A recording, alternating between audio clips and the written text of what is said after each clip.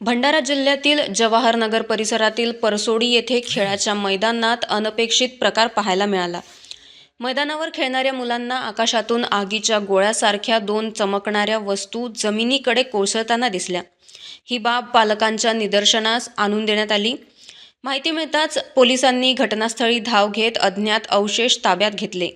प्राथमिक माहितीनुसार हे अवशेष उल्कापिंड किंवा उपग्रहाचे भाग असण्याची शक्यता वर्तवली जात आहे।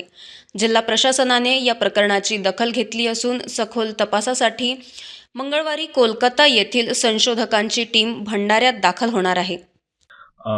जिल्हा नियंत्रण कक्ष येथे आम्हाला काल जी माहिती प्राप्त झाली त्या अनुषंगाने जवाहरनगर येथील परसोडी नावाचं जे गाव आहे त्या ठिकाणी परवाच्या सायंकाळी म्हणजे 10 तारखेला रात्रीच्या वेळेस काही लेकरं मैदानात खेळत असताना आकाशातून त्यांना आगीच्या स्वरूपामध्ये 2 लोट जमिनीवर कोसळताना आढळून आले।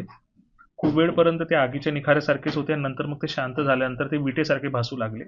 त्याच्यानंतर त्यांनी त्याच्याबद्दल आपल्या आईवडिलांना सांगितलं आणि आईवडिलांनी सदरबद्दल धास्ती घेऊन तातडीने पोलीस विभागाला याच्याबद्दल कळवलं। पोलीस विभागाकडून आम्हाला माहिती प्राप्त झाल्यानंतर तातडीने त्या ठिकाणी सर्वेक्षण करण्यात आलेले असून सदरचा जो भाग आहे तो उल्कापिंड किंवा अशा संदर्भातले जे उल्कापात असतात त्याच्यातलाच आढळून येतोय।